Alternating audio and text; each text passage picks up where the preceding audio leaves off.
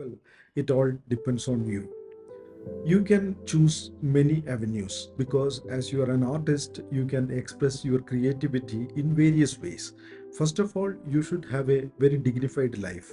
You should not lose your dignity as a human being uh, just struggling to become an artist. You can join a firm where you can work. You can, if you are interested in animation, you can get into an animation studio. If you are interested in graphic design, you can get into an advertising firm. You can become an art teacher. And if you are very academic, then you can go for post graduation, and also you can get into your research. You can become a college professor or something like that. It's a long term process. It all depends on your desire to become an artist or anything related to artists.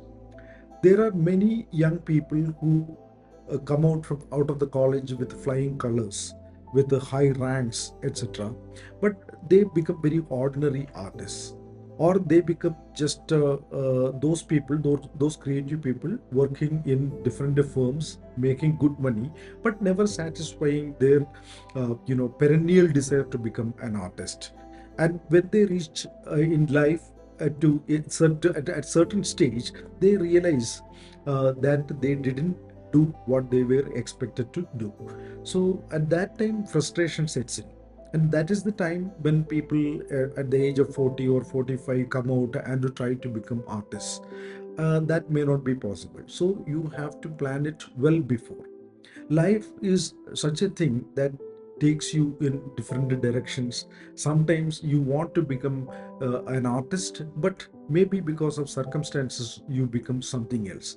You may want to become a full-time artist, a professional artist, but because of certain reasons you join as a teacher and you become a good teacher. But it all depends on you. There is a struggle in everything.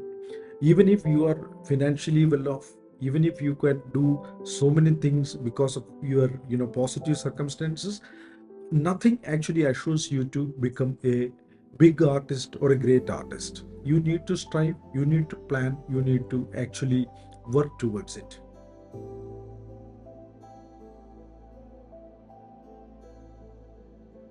Question that is faced by most of the young art students when they come out of the college. As far as my understanding goes, most of the young artists, when by the time they are passing out, or doing their graduation or post graduation, they may have got enough experience in creating or organizing their annual shows.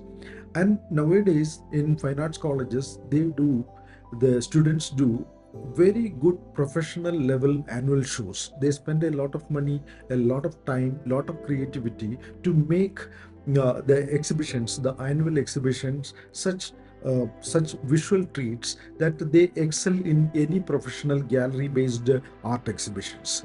So the primary experience comes from there itself. But then academy is one thing, the world outside is another thing. There are many ways of doing your show privately or publicly in for the first time. Like for example, if you have good networking capacities or you have leadership qualities, you can gather some of your friends who are like-minded, who work towards a certain kind of aesthetics, or you share a particular ideology, or even when you have differing ideologies, you can come together due to or thanks to your leadership. They can come together and you can hire a place, rent out a place, an exhibition hall where you could actually curate yourself. That is one way. Another thing, the conventional way of reaching out to the galleries through various ways, various means, either through an art dealer or a curator or a critic, or directly sending your images to a gallery. Nowadays, galleries are not interested in looking at various kinds of images. They get a lot of images, but they don't have enough staff members or resources to actually skim through or go through all the images that you sent. And also, the images always don't do justice to your works. So, the galleries are expected to see the original works. of yours. So you have to make such plans or such programs so that the galleries or curators could come and see your works. That is the first step. And there are those artists who are actually picked up from the academies itself, but that has a different route.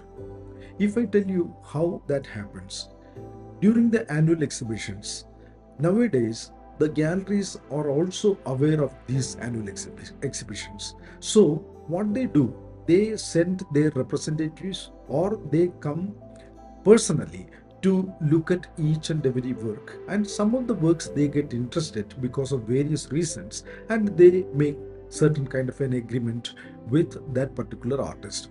And every artist, if 15 artists are passing out from that particular batch, all of them cannot expect it to happen to them. Maybe one or two people will be, or artists will be picked up by the galleries. So it all depends on you, your ability to present yourself to a gallery. Present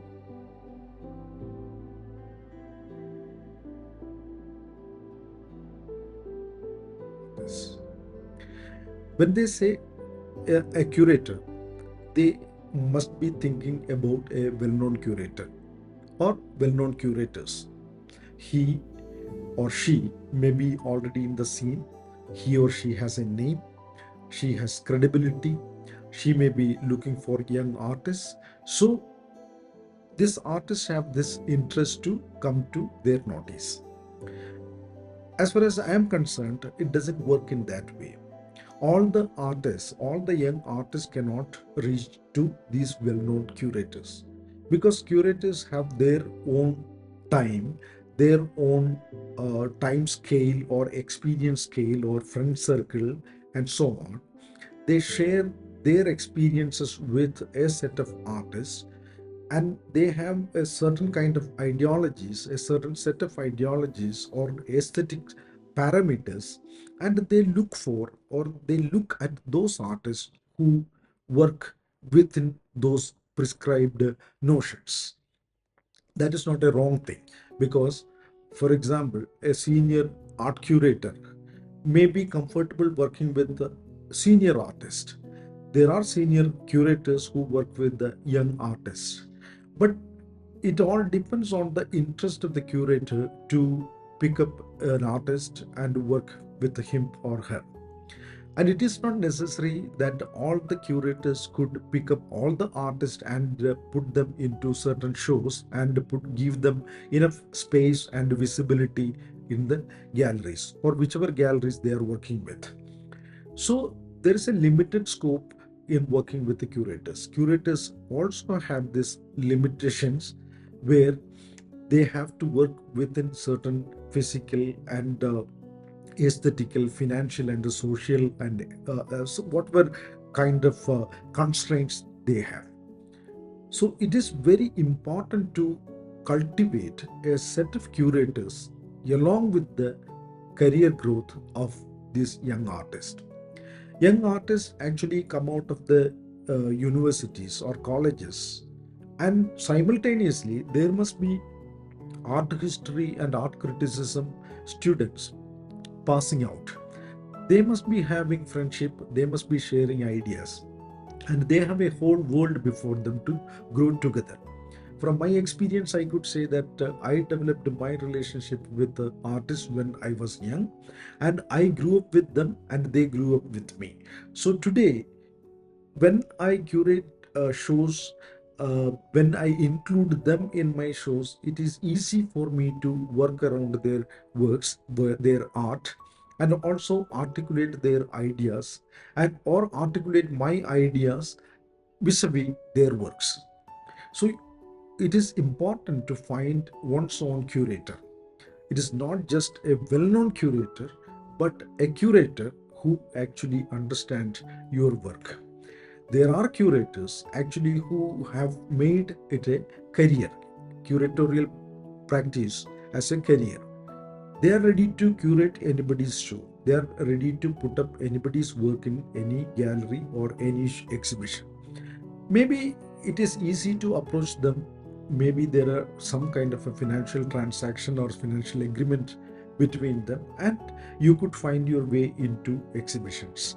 But that may not be helping you in a long term.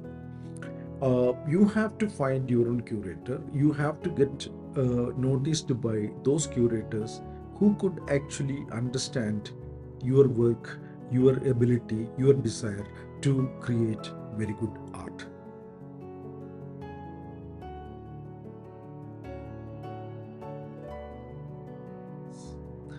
Not necessarily, because galleries have their own directors, their own curators. Galleries have their own founding ideologies, founding ideas. Galleries also grow in time. The leadership of the galleries change, and depending on the changes that happening on the leadership, the perspectives of the galleries also change. So along the time, artists working with a gallery or artists agreeing to work with a gallery also change.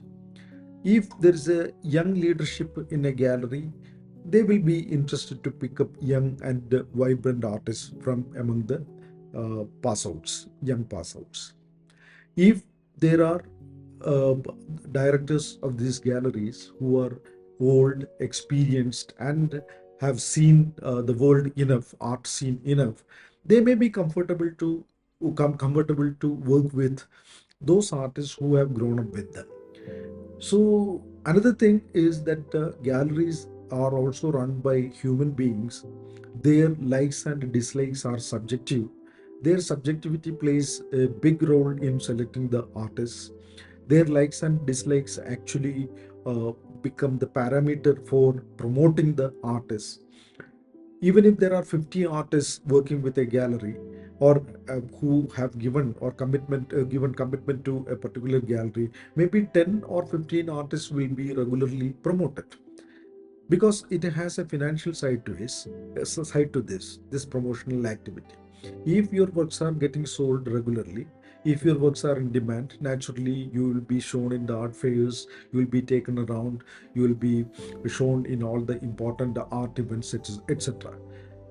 And if you are not able to give that kind of strong works to a gallery, and the galleries are not impressed by your works, in due course of time, there are chances that they drop you. So we cannot say that the galleries always do justice to the artists, but they try to do justice to their artists.